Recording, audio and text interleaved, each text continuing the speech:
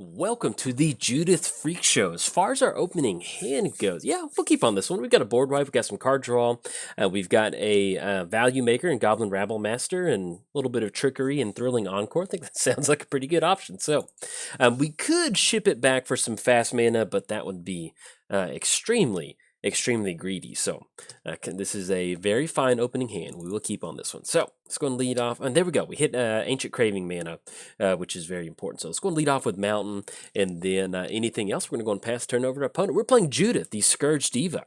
Welcome to the circus, too. Hope you're excited to get some little splatter going around the room. Other creatures you control get +1/+0. Then, whenever a non-token creature you control dies, Judith deals 1 damage to any target. And that's Judith throwing things into the audience. That's what she likes to do. Playing against Niv-Mizzet, whenever Niv enters the battlefield, reveal the top 10 cards of your library. For each color pair, choose a card that's exactly those colors, put those into your hand, one of them into your hand, put the rest on the bottom of your library in a random order. So let's lead off with Swamp. Yeah, we'll hold on to Bajuka Bog. You never know, might end up needing it. And then anything else, pass turn to our opponent. So we are looking at a turn 3 Rabble Master or a turn 3 Judith.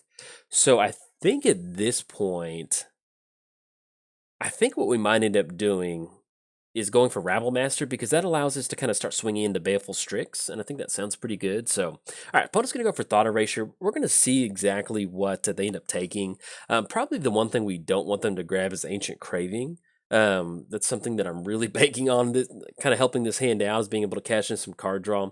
But depending on what they've got in their hand, all right, so they take Rabble Master, so they may end up being a little bit weak on removal, and so if maybe we might be able to capitalize on that, at least getting down Judith pretty quick, and hopefully starting swinging at our opponent, and that'll end up working out. So see what we draw into the turn, Worn Power Stone, and actually it's going to be a perfect turn 3 play, because we can go Judith, and if we don't rip Worn Power Stone, we go Judith, but I think this is going to be pretty good. It's going to really open us up on mana to where we can get the Damnation Thrilling Encore combo. Or not really combo, synergy. Sounds like a good plan. So let's have Worn Power Stone come down and then pass it to our opponent. So we did cover both commanders. Give a quick shout out to our sponsors, MTGOTraders. If you'd like to run away from your life and join the Freak Show circus, head over to MTGOTraders. We'll be leaving in 5 minutes. And so that should be enough time for you to tell your loved ones goodbye and then explain to them that you're joining a magic, kind of like a planeswalking circus. I'm sure they'll think everything's a-okay in your head. But yeah, check out MTGOTraders if that's something that you want to do. Also, let's give a quick shout out to inkgaming.com. You can use coupon code. Actually, go to inkgaming.com/jolt. And once you do that, whatever you buy will be applied through the cart. So pretty cool. Let's go Bajuka Bog, because I want to get rid of that Thought Erasure. Not super wild about that hanging around. I just want to make sure that's gone. I'm worried about Ancient Craving getting hit with a counter spell, so let's just go for Scourge Diva. That way if our opponent does have counter magic, they feel like they might need to use it on Judith. If not, then we get a value play like Judith. So there we go. We'll take that. And then anything else, pass it back over there. But yeah, be sure to check out MTGOTraders and Ink Gaming. And last but not least, I started a Patreon. So if you'd like to contribute to the Patreon, there's a link down in the description below. You can help support cool content like this, or let's say you get your hands on some of those sweet tokens in the token drop of the month. Make sure that you're a patron of my Patreon. You'll be automatically entered into the giveaway. So there we go. It's officially free time to have some fun. This is Judith. I haven't played Judith in a long time. In fact, I don't know how many Judith videos I have under my belt, but I feel like the last time I played it was pretty close to when Judith did come out. So it's been a little bit since we played Judith. And are we looking at Niv-Mizzet? No, Rhythm of the Wild. Okay. Now with the Rhythm of the Wild, I mean, not like we're playing counter magic, but that's going to make it to where at least Niv-Mizzet does have the option of having that Riot Haste, which is pretty good. It's a pretty good card. As time has gone on, Rhythm of the Wild is pretty solid. So it's definitely something you need to watch out for, at least kind of deal with it. But as far as the rest of the deck, I'll kind of explain what we've got going on. It's kind of aggro, mid-rangey, kind of somewhere in there. So, ooh, and we run into Bloodghast. Look how pretty that Bloodghast is. Ooh, looks good. Let's have Polluted Delta come down. So we are looking at 1, 2, 3, 4, 5, 6, 7. So we are actually 1 away from having Damnation into Thrilling Encore, so I'm pretty pumped about that. In fact, let's do some setting up this turn. So let's go and crack Polluted Delta. Let's grab ourselves a red-black sword. Let's grab Badlands. Let's see. Enters the battlefield tap. Smoldering. Yeah, Smoldering's going to enter the battlefield untapped. So we'll grab Smoldering. Let's go for Ancient Craving. That's going to be 1, 2, 3, 4. That way we can draw 3 cards and lose 3 life. Oh, yeah, look at that. That is pretty much what we want to see. So let's go Arcane Signet. And then that's going to allow us to still end up going for Impact Tremors. Yes, that is most excellent. So let's have all Impact Tremors come down. And pretty much the only thing that we are missing right now is some sort of sack outlet. A little bit of a bummer, but hopefully we can find it because that really kind of opens us up as far as, blood gas shenanigans with Impact Tremor or sacrificing creatures to get Judith triggers going. There's different things that we can do with it. So hopefully that does end up happening. But as far as the deck, like I mentioned, this is a little bit kind of aggro, mid-rangey. What we're trying to do is basically just get a lot of good value creatures out, sacrifice them. And, oh, I was like, where'd that trigger go? It just didn't come on the stack. All right, so opponent's going to exile Judith. The good thing about them using Hostage Taker on Judith is that we're just going to be able to send it back to the command zone. But yeah, as far as the deck, we've got kind of low to the ground. Oh, actually going to take Arcane Signet, which, yeah, that does make sense. Get a little ahead on extra mana, and that's going to be 1, 2, 3. But as far as kind of outside of the mid-range stuff, our finishers are actually kind of 3 dragons. So imagine just 3 dragons flying around Judith's circus. We've got Skargan Hellkite, we've got Stormbreath Dragon, and Thundermaw Hellkite. So we've got some good options as far as trying to close the game out. So all right, so we run into Balthor the Defiled.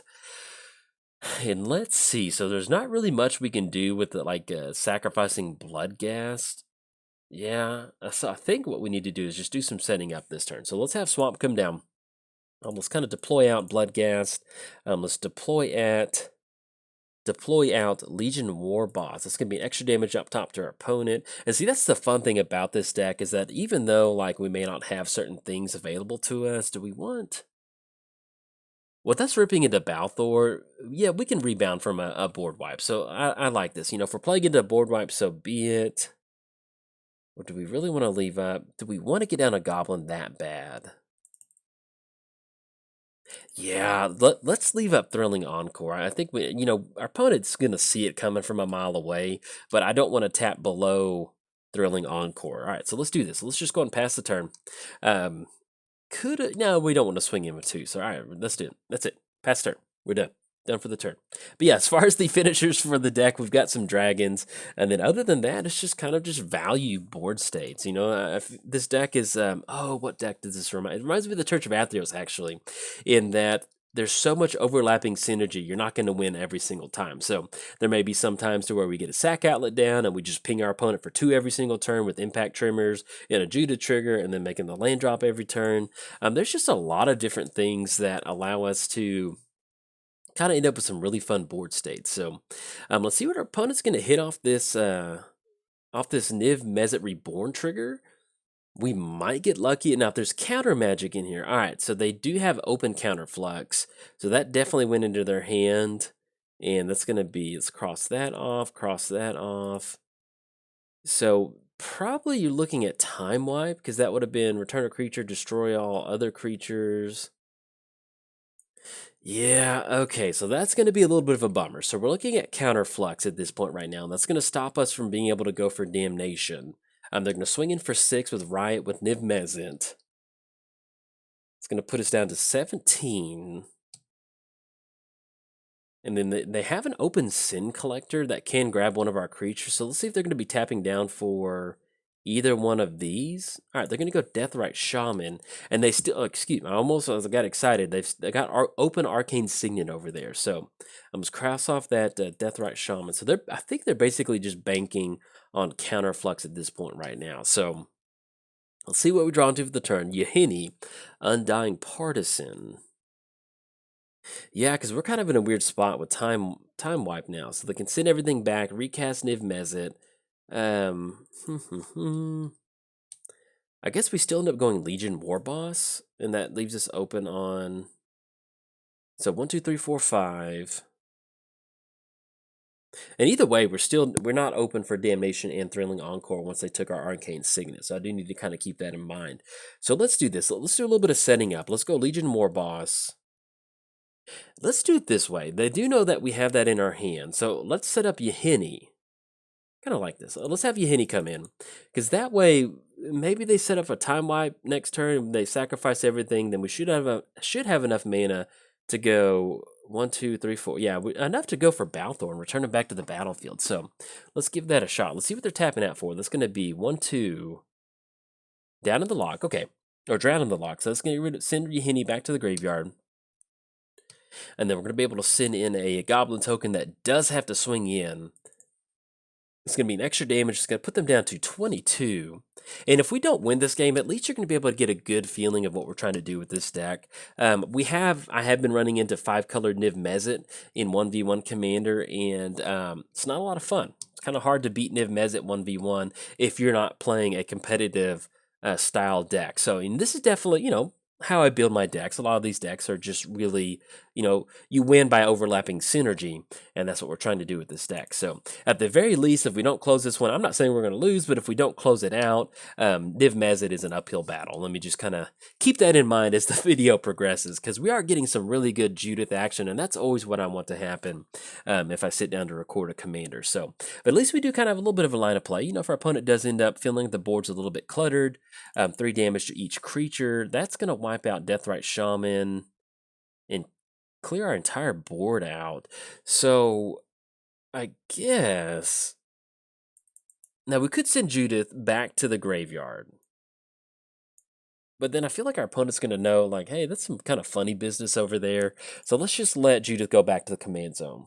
Okay, so we're going to have a couple extra damage. Just go and pop Hostage Taker. And then we're going to send, and also the cool thing about this, you can see, if a board wipe happens, you still get extra damage. You can kind of ping out among other creatures. So it's kind of cool. All right, so we're going to pop Hostage Taker. It's going to send her back into the graveyard. Like I said, we could have left up Thrilling Encore, but our opponent knows we have Thrilling Encore in our hand. And I've played against Lara Bia before, and our opponent is a they're a pretty good player. So that's kind of a little bit of a meta. It's like if you play against somebody at your local gaming store, if they set up a sequence a certain way, you're like, they might have something. All right, so instead of Time Wipe, they grabbed Teferi. So they can draw a card. Let's see what this is going to be. I think I kind of like Balthor. Do we have any sort of haste option? Yahenni does have haste. That will allow us to swing in and deal with Teferi. They're going to be able to untap 2 lands. Now, that does keep them open on counterflux mana, counter target spell you don't control, so that will end up stopping Balthor, which is kind of a bummer. But let's see. Let's see what we draw into for the turn. It's going to be Battlements, so let's have Battlements come down. It's going to be able to return Bloodghast. Yes, definitely want to use that ability. And that's going to be an extra damage up top, allow that to happen. Now, unfortunately, with us trying to go for an Impact Trimmers and that lifelink, that really set us back pretty far. And so let's get this popped out. So if we end up going Judith, that's going to be 1, 2, 3, 4. Does that leave us enough mana? 1, 2, 3, 4, 5, 6, 7, 8. I think that leaves us just enough mana for Balthor. Okay, so let's see if we can't draw that counterflux out of our opponent's hand. It's going to be black, then 1, 2. This does leave us open to some spot removal from our opponent. All right, so Judith does stick. And then, I guess, yeah, I think we still just hold on to Balthor. I think that's going to be okay. Yeah, let's just do that. Let's just go and pass the turn. And then kick it back over there. We could have set up Battlements, but to be perfectly honest, I was expecting our opponent to draw that counterflux from their hand. I was hoping that would have happened, and so that's kind of why I tapped down Battlements. So we could have left up Bloodghast with haste, but unfortunately we didn't. So let's cross off Teferi. So this leaves potentially in their hand Sin Collector, Kior's Follower, and Counterflux still over there. So because I think there was no other blue-red effects that they had access to. All right, so Sin Collector, let's go and cross that one off. And that does keep it to where they're basically going to have to grab Damnation or Thrilling Encore. And so I don't know why it's doing this weird enter the battlefield, like, delayed trigger. That's kind of weird. All right, so they're going to get Sin Collector. They're going to be able to grab Damnation or Thrilling Encore. We'll see what they end up grabbing. We probably do end up needing to go for Balthor now because our opponent did see what we have in our hand. And so that's going to allow them to kind of not necessarily be surprised by a Balthor. It's going to be Kior's Follower that they just cast. And that's basically going to leave a counterflux with 4 other cards in their hand left over. So we'll see it's going to happen. But as far as this point in the game, it looks like they're going to be able to get it on this one. Yeah, if you think about getting into Magic Online, highly recommend it. It's a lot of fun to play Magic, but Niv-Mizzet tends to be. I'm trying to think. Like Atraxa used to be like you'd see a lot of Atraxa Super Friends as kind of like the alpha dog deck, and Niv-Mizzet has kind of become the. Basically, I say this in a way of, hey, be aware of this. That that Niv-Mizzet is kind of like the alpha dog deck running around the Magic Online 1v1 room. It's really hard to beat in 1v1 Commander. It's just 5 mana, which is super easy to get to. It's a enter the battlefield trigger, so you've got to be running something like Torpor Orb or something like that to stop it. And then even then, they just basically refuel their entire hand with a bunch of options. So at least kind of keep that in mind. Now, if you play a lot of competitive Commander, hey, that sounds perfect for you because you're really going to test you out. But as far as Niv-Mizzet, yeah, it's a little rough sometimes. So, all right, so we still have. Oh yeah, and they end up bouncing. I was about to say we have Damnation, but I forgot they bounced. Ended up getting rid of that Damnation. That's pretty rough. So we've got Balthor with an open Balthor. Then we run into Dreadbore. Okay, yeah, they don't have access to that mana, so let's go. I don't think we can close it out, but we can deal some damage potentially. Yeah, let's go Balthor. That's gonna be 1, 2, 3, 4. Yeah, Balthor come down. That's going to be an extra damage up top. Let's go for the Balthor activation. And that does bring them back Hostage Taker and Baleful Strix, which I guess if we're trying to just pop some damage across, yeah, might as well just go for Balthor. This does cut us off Dreadbore, but we've got an open hand more battlements, and yeah, it's pretty much going to bring the entire graveyard back. We can sack some of these creatures out, and that's going to be some extra enter the battlefield damage triggers for us. Okay, so going to get a card draw from Baleful Strix. Let's see what else. They're going to be targeting Yahini with Hostage Shaker. So yeah, that is a pretty good option. We can't sacrifice Yahini to their own ability. So I guess we have to let that kind of happen. So that's going to be Yahini taken with Hostage Shaker. That's going to be a few extra Impact Tremor. It's going to always yield to these Impact Tremor triggers. And then they get +1 for each other attacking. Yeah, we're not going to be able to. I don't think there's anything that we can do about this. So, yeah, because they're going to be able to swing with commander damage next turn. So, yeah, we'll go and scoop this one up. We'll just save them a combat step and getting picked off with Sin Collector. You got to see what we're trying to do with Judith. Unfortunately, when you're playing its 5-color control in a deck like Judith, it's just a little hard to get the ground going sometimes. But hey, that's how Magic goes sometimes. So, good game to our opponent. They played this one out pretty good. And if you enjoyed the video, hey, like and subscribe. Thanks. Bye.